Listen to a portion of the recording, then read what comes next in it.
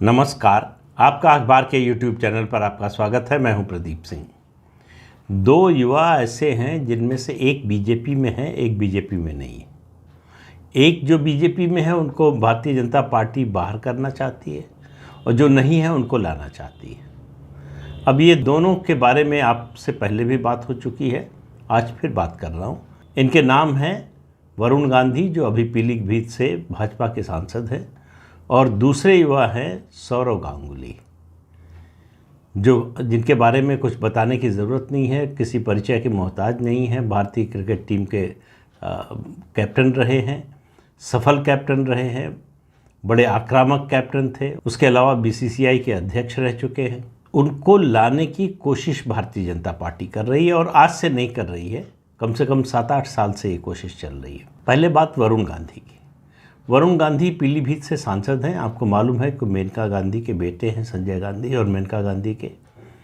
युवा नेता के रूप में भारतीय जनता पार्टी में आए थे और सबसे कम उम्र के राष्ट्रीय महामंत्री भारतीय जनता पार्टी में बने थे। संभावनाएं कुछ लोगों को उनमें बहुत ज़्यादा दिख रही थी, लग रहा था कि आगे काफ़ी आगे जाएंगे। और दूसरा कारण था कि एक गांधी हमारे पास भी है, ये भारतीय जनता पार्टी दिखाने की कोशिश कर रही थी। गांधी परिवार के 2 सदस्य हमारे साथ भी हैं। मेनका गांधी पहले से थी। वरुण गांधी भी जब चुनाव लड़ने के लायक उम्र हुई तो उनको टिकट दे दिया गया। 2009 में पहली बार चुनाव लड़े, पीलीभीत से जीत गए। फिर 2014 में सुल्तानपुर से लड़े, जीत गए। फिर उसके बाद 2019 में पीलीभीत आ गए, वहाँ से जीत गए। सुल्तानपुर से जीतना मुश्किल था तो उनकी माँ पीलीभीत से सांसद थी, उन्होंने खाली कर दी अपनी सीट बेटे के लिए और वो सुल्तानपुर चली गई। तो 2014 के बाद, ख़ास तौर से 2016-17 से वरुण गांधी को ऐसा लगने लगा कि अब उनको समय आ गया है कि अगर भारतीय जनता पार्टी उत्तर प्रदेश में सत्ता में आती है तो उनको मुख्यमंत्री बना दिया जाए। तो वो अपने को मुख्यमंत्री के रूप में प्रोजेक्ट करने लगे। Banner, hoarding, poster. पार्टी की इलाहाबाद की राष्ट्रीय कार्यकारिणी से पहले उन्होंने इसका खूब प्रचार किया, जो प्रधानमंत्री नरेंद्र मोदी और दूसरे नेताओं को कतई पसंद नहीं आया। उनकी मां भी उनके समर्थन में उतर आई कि वरुण गांधी में मुख्यमंत्री बनने की योग्यता है। वहीं से उनका ग्राफ गिरना शुरू हुआ। तो 2019 के चुनाव में उनको टिकट तो मिल गया था, लेकिन उसके बाद 2019 के चुनाव के बाद जब मंत्रिमंडल का गठन हुआ तो मेनका गांधी को मंत्रिमंडल से, जब पहला रिशफल हुआ, उसमें बाहर कर दिया गया। और वरुण गांधी उसके बाद से लगातार भारतीय जनता पार्टी के खिलाफ बोलते रहे। किसान आंदोलन के दौरान जितना किसान आंदोलन में जो तथाकथित किसान आंदोलन था, अब तो और स्पष्ट हो गया है कि वो दरअसल खालिस्तानी तत्वों का स्पॉन्सर किया हुआ आंदोलन था। उस आंदोलन के समर्थन में और भारतीय जनता पार्टी के विरोध में जितना कुछ लिखा और बोला वरुण गांधी ने, भाजपा के बड़े बड़े आलोचकों ने भी शायद उतना न किया हो। उन्होंने एक तरह से पार्टी के खिलाफ लाइन ले ली, लेकिन पार्टी छोड़ने की हिम्मत नहीं जुटा पाए। पार्टी छोड़ने का मतलब था लोकसभा की सदस्यता जाती, उसके बाद बाई इलेक्शन होता, उसमें लड़कर वापस आने की उनको उम्मीद नहीं थी। इसलिए उन्होंने दुरुपयोग किया पार्टी के फोरम का। पार्टी में रहते हुए उनको राष्ट्रीय कार्यकारिणी से हटा दिया गया, महामंत्री पद से तो पहले ही हटा दिया गया था। जहाँ तक मुझे याद है 2014 में जब अमित शाह पार्टी के राष्ट्रीय अध्यक्ष बने, उसके बाद जो टीम बनी उसमें वरुण गांधी नहीं रखे गए। और वरुण गांधी लगातार पार्टी के खिलाफ लाइन लेते रहे, आलोचना करते रहे, और अब तो जो है एक तरह से घोषित रूप से वो भाजपा विरोधी खेमे में खड़े हो गए। उनकी मुश्किल ये है कि और कहीं उनके लिए रास्ता सूझ नहीं रहा है। बीच में उन्होंने कांग्रेस में जाने की कोशिश की, वहाँ प्रियंका वाड्रा के जरिए, लेकिन राहुल गांधी ने वीटो लगा दिया। समाजवादी पार्टी उनको लेने से रही और बहुजन समाज पार्टी में उनके लिए कोई मतलब नहीं है। न बहुजन समाज पार्टी को इंटरेस्ट है, न उनको शायद इंटरेस्ट होगा। हालांकि अगर जीतने की स्थिति में होते तो ज़रूर चले जाते। तो वरुण गांधी का टिकट पीलीभीत से काटने का भारतीय जनता पार्टी के हाईकमान ने लगभग तय कर लिया। ये पार्टी की राय है कि माँ बेटे में से किसी एक को ही टिकट मिलेगा, और वो टिकट मेनका गांधी को मिलेगा और पीलीभीत से मिल सकता है। हालांकि पीलीभीत में और दावेदार हैं। संजय गंगवार हैं जो वहाँ से विधायक हैं पीलीभीत से, वो भी दावेदार माने जा रहे हैं, लेकिन संतोष गंगवार अभी चुनावी मैदान से हटना नहीं चाहते। बगल की बरेली की सीट से सांसद हैं, 8-9 बार के सांसद हैं, इसलिए उनका टिकट इतनी आसानी से कटेगा भी नहीं, अनलेस कि वो जो है उनको रिटायर कर दे पार्टी और टिकट देने से मना कर दे। अन्यथा अगर वो लड़ेंगे तो अगल बगल की सीट से दो सीटों से जो है कुर्मी उम्मीदवार नहीं दिया जा सकता, इसलिए संजय गंगवार को शायद टिकट न मिल पाए। तो इसलिए पार्टी ने तय किया है कि पीलीभीत से मेनका गांधी को लड़ाया जाए और सुल्तानपुर के लिए कोई दूसरा उम्मीदवार खोजा जाए। अब इसकी खोज शुरू हो गई है, जल्दी ही कोई ना कोई मिल जाएगा। तो वरुण गांधी की भाजपा से एक तरह से औपचारिक विदाई का रास्ता साफ हो गया है। अब उन्हें लोकसभा का टिकट भारतीय जनता पार्टी से नहीं मिलेगा, ये लगभग निश्चित हो गया है। लगभग इसलिए कह रहा हूँ, राजनीति में बहुत बड़े विश्वास के साथ कोई बात अंतिम रूप से नहीं कहना चाहिए। कब क्या परिस्थिति करवट ले, कौन सी घटना दुर्घटना हो जिसके कारण जो है फैसला बदल जाए, वो अलग बात है। लेकिन आज जो परिस्थिति है वो बनी रही तो वरुण गांधी को टिकट नहीं मिलेगा, ये लगभग तय है। अब दूसरा मामला है सौरव गांगुली का। सौरव गांगुली कोलकाता में एक तरह से युवाओं के आइकन हैं और उनकी लोकप्रियता के बारे में किसी को कोई शक नहीं है। बीच बीच में ममता बनर्जी ने भी कोशिश की उनको अपनी पार्टी में लाने की, राज्यसभा में भेजने का भी ऑफर दिया, लेकिन वो गए नहीं कि राजनीति में नहीं आना है। आपको याद होगा कुछ साल पहले अमित शाह कलकत्ता गए थे, तब वो सौरव गांगुली के घर गए थे खाने पर। तब उस समय बड़ी अफवाहें चली थी कि शायद सौरव गांगुली भारतीय जनता पार्टी ज्वाइन करने वाले हैं। 2019 के लोकसभा चुनाव से पहले भी कोशिश की भारतीय जनता पार्टी ने कि वो उस पार्टी में शामिल हो जाएं। बीजेपी को पश्चिम बंगाल में एक लोकप्रिय चेहरा चाहिए जो लोगों से संवाद स्थापित कर सके, लोगों से कम्युनिकेट कर सके।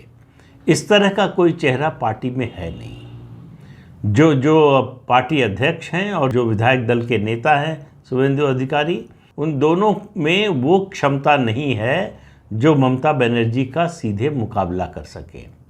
इसलिए पार्टी मात खाती है तो एक ऐसे स्टेट लीडर के अभाव के कारण जो ममता बनर्जी से सीधे टकरा सके और उसका स्टेचर, उसका कद जो है ममता बनर्जी से बहुत छोटा ना हो, अगर बराबर या बड़ा ना हो तो कम से कम बहुत छोटा ना हो। इस नज़रिए से बीजेपी सौरव गांगुली को लाना चाहती है। उसके अलावा मिथुन चक्रवर्ती को आजमा चुकी है। मिथुन चक्रवर्ती के आने से पार्टी को फ़ायदा तो हुआ है, लेकिन मिथुन चक्रवर्ती वो स्टेचर हासिल नहीं कर पाए, अपनी वो छवि, अपना वो आधार नहीं बना पाए जिसकी पार्टी अपेक्षा कर रही थी। तो इस समय पश्चिम बंगाल में जो विधानसभा का गणित है उसके अनुसार बीजेपी को राज्यसभा की एक सीट मिल सकती है। मिल सकती है क्या? मिलेगी ही। एक सीट जिताने के लिए 43 MLAs की ज़रूरत होगी और बीजेपी के पास 70 MLA हैं, तो बीजेपी के लिए कोई दिक्कत नहीं है। बीजेपी की ओर से अब आप देखिए बीजेपी में पश्चिम बंगाल में किस तरह से आपसी तालमेल अभी तक नहीं बन पाया है। इस बात से समझिए कि एक सीट के लिए 8 नाम आए हैं और 8 नाम एक जगह से नहीं आए हैं। पार्टी अध्यक्ष ने 4 नाम भेजे हैं और विधानसभा में जो नेता हैं शुभेंदु अधिकारी, उन्होंने 4 नाम भेजे। तो शुभेंदु अधिकारी की जो सूची है उसमें मिथुन चक्रवर्ती का भी नाम है और उसमें सौरव गांगुली का भी नाम है। अब ये ठीक है कि उन्होंने नाम लिखकर भेज दिया, पर सवाल यह है कि क्या किसी ने सौरव गांगुली से बात की है? अभी तक इस बात के कोई संकेत नहीं है कि सौरव गांगुली से किसी ने बात की है या सौरव गांगुली ने कहीं औपचारिक अनौपचारिक रूप से इस बात का संकेत दिया हो कि वो राजनीति में आना चाहते हैं। बीजेपी चाहती है कि सौरव गांगुली आएँ और उसकी पार्टी में शामिल हों। ममता बनर्जी भी चाहती हैं कि सौरव गांगुली अगर राजनीति में आना चाहते हैं तो तृणमूल कांग्रेस में आए, लेकिन सौरव गांगुली ने अभी अपने पत्ते नहीं खोले हैं। सौरव गांगुली ने ऐसी कोई अपनी इच्छा जाहिर नहीं की है कि वो राजनीति में आना चाहते हैं। जब उन्होंने BCCI के अध्यक्ष पद से इस्तीफा दिया था तब इस बात की बड़ी चर्चा हो रही थी कि शायद वो राजनीति में आने, जब उन्होंने कहा कि कुछ और करेंगे, इस प्रोफेशन से हटकर अलग कुछ करेंगे, तब ये लगा था कि वो शायद राजनीति में आने का संकेत दे रहे हैं।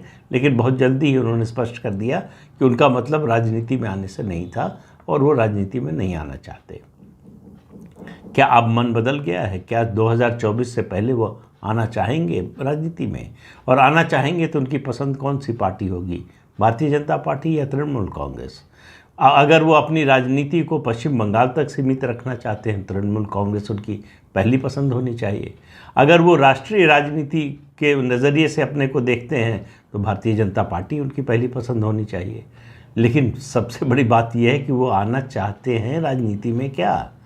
इस सवाल का जवाब किसी के पास है नहीं, किसी ने बात की नहीं, और ये बात कोई प्रदेश के नेताओं से बात करने से होगी नहीं। अगर वो कोशिश करेंगे तो भी कुछ नहीं होने वाला। ये बात हो सकती है सिर्फ दो लोग कर सकते हैं, या तो प्रधानमंत्री करें या तो केंद्रीय गृह मंत्री अमित शाह करें। इन दोनों के अलावा तीसरा कोई ऐसा है नहीं जो बात कर सके और जिसकी बात माने जाने की संभावना भी बन सके। तो वरुण गांधी, जिनको एक मेडल के रूप में, शील्ड के रूप में लेकर आई थी भारतीय जनता पार्टी, उनसे निराश इतनी ज़्यादा हुई है कि अब उनको लोकसभा चुनाव का टिकट भी नहीं देना चाहती। तो वरुण गांधी की भारतीय जनता पार्टी से विदाई तय हो गई है। मेनका गांधी, मुझे लगता है कि टिकट मिलता है तो ये उनका आखिरी चुनाव होगा। उसमें भी पक्के तौर पर नहीं कह सकते कि उनको टिकट मिलेगा ही, लेकिन पीलीभीत की सीट ऐसी है जो मेनका गांधी जीत सकती हैं। लंबे समय उन्होंने वहाँ काम किया है। अगर वरुण गांधी जीते तो उसमें भी बड़ा योगदान था मेनका गांधी का। उस चुनाव क्षेत्र के लिए मेनका गांधी ने बहुत काम किया है। लेकिन वरुण गांधी और मेनका गांधी दोनों भूल गए कि ये नरेंद्र मोदी और अमित शाह की पार्टी है।